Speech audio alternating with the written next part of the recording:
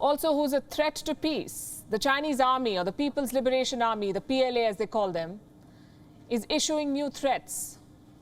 It is again talking about taking Taiwan by force. And this is a serious threat. Today, Beijing launched an aircraft carrier in Shanghai. It is called the Fujian.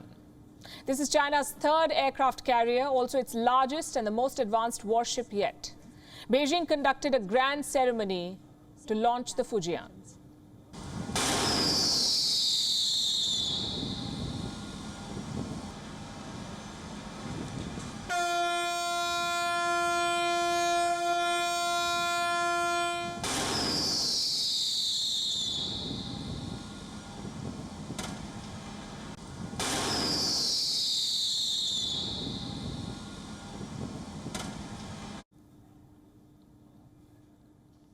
Clearly, China wants to make a statement with this one. This ship, the Fujian, looks a lot like US aircraft carriers. In fact, it's quite similar to the Nimitz and Ford-class warships of America.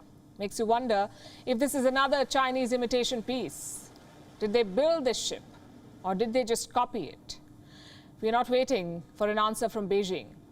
They're showcasing this as proof of China's growing military might. What is this warship capable of? No official word, but lots of observations from experts. They say the Fujian is a direct challenger to America's biggest warships. It can launch aircraft faster and more effectively.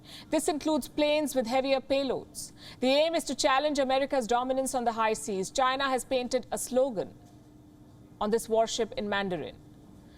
This is apparently the mission statement for the PLA Navy. We have a rough translation. This is what it says. To build a strong and modern navy and provide strong support for the realization of the Chinese dream of a strong military. To realize the party's goal of strengthening the army in the new era and build the people's army into a world-class army in an all-round way.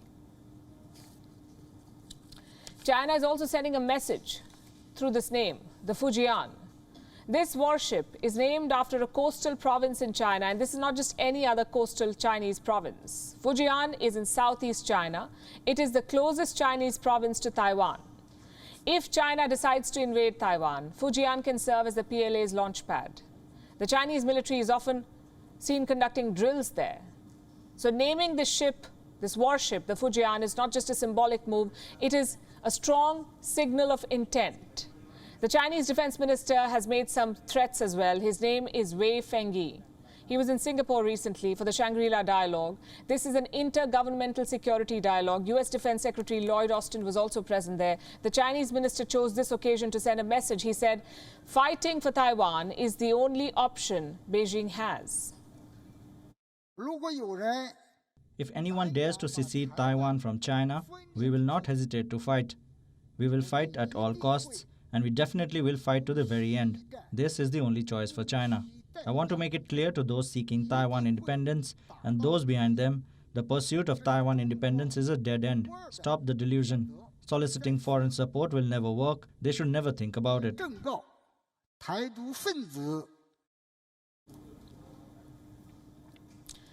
Don't think about it, he said. China is said to have communicated the same to the US in private as well. Do not think about it. That's their message. Chinese military officials have been meeting their American counterparts. They've told them to avoid the Taiwan Straits.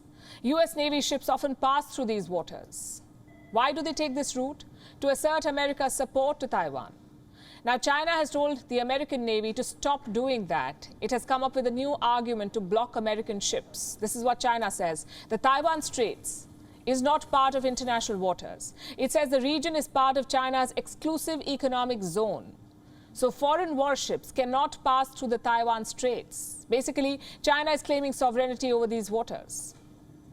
According to the UN Convention on the Law of the Sea and China's domestic law, the waters of the Taiwan Strait, from the coast on both sides of the Taiwan Strait to the center line of the strait, are in turn China's internal waters, territorial waters, contiguous zone, and exclusive economic zone. China exercises sovereignty, sovereign rights, and jurisdiction over the Taiwan Strait. Meanwhile, we also respect the legitimate rights of other countries in the relevant waters.